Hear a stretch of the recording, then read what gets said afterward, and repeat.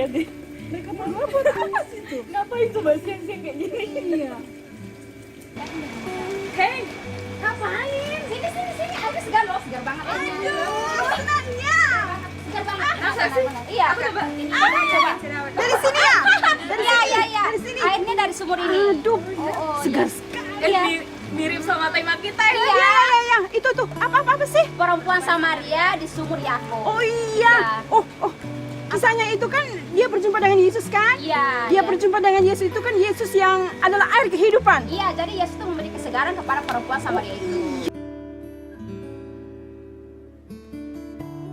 Penasaran? Yes, check it out.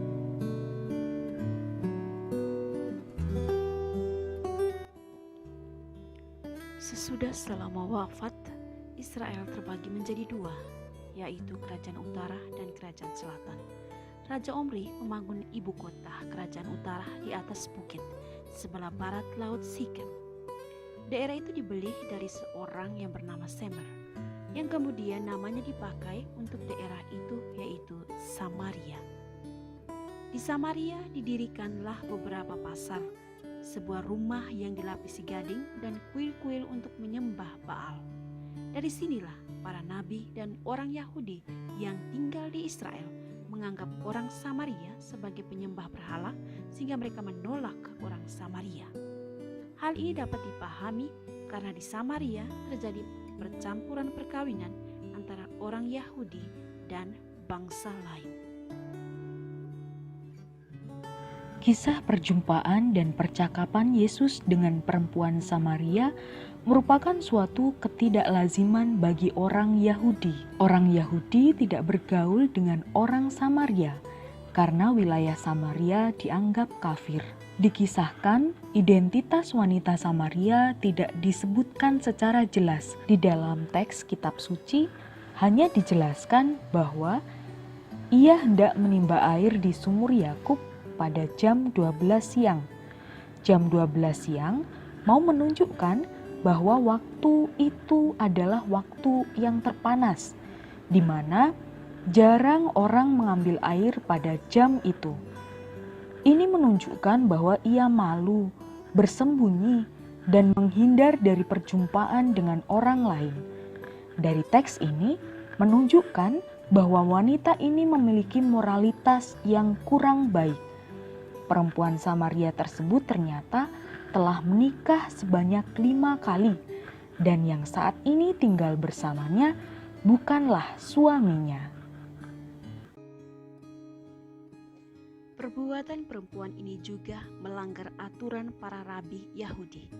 Rabi hanya mengizinkan orang menikah 3 kali, dan hukum Torah Yahudi mengatur setiap orang yang tidur dengan suami atau istri orang lain haruslah dilempar batu sampai mati.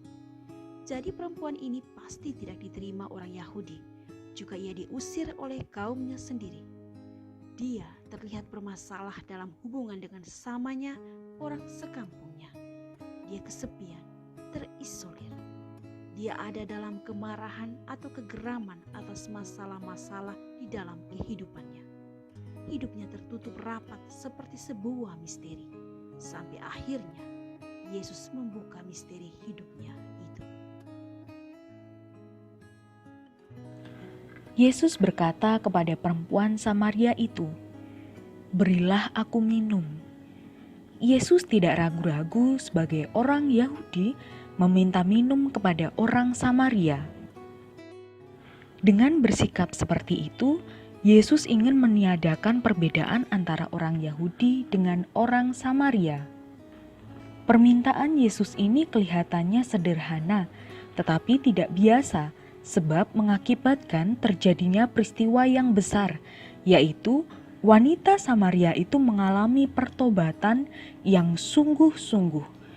Yesus menjelaskan bahwa ia datang bukan untuk mengobati kehausan yang bersifat sementara, tetapi memberikan air kehidupan yang kekal.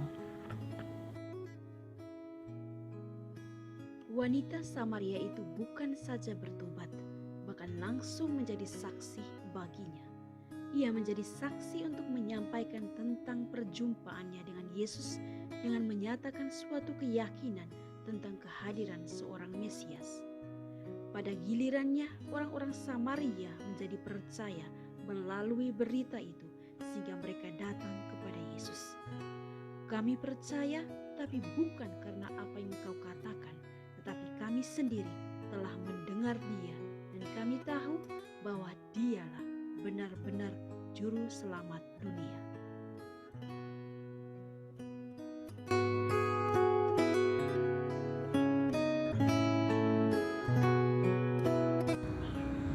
Perjumpaan Yesus dengan perempuan Samaria itu juga mengingatkan kita bagaimana Yesus itu mengenal kerinduan perempuan itu. Jadi mengenal kerinduan muridnya. Jadi murid itu juga merasa disentuh oleh kehadiran Yesus itu sendiri. Dan wanita Samaria itu juga dikenali kerinduannya itu bahwa dia menanti-nantikan Mesias. Iya, jadi kan dia tahu bahwa Yesus tuh mengenal dirinya ketika Yesus tuh mulai membuka tentang kisah hidupnya. Jadi kalau dia merasa Yesus tahu semuanya, jadi dia merasa bahwa ketika Yesus mengetahui semua tentang kehidupannya, dia melihat bahwa Yesus itu adalah Mesias. Dan akhirnya dia juga pergi untuk mewartakannya kepada sesamanya orang-orang Samaria itu. Jadi proses menjadi seorang murid itu kan bertahap ya, tidak serta-merta dia langsung mengenali Yesus sebagai Mesias.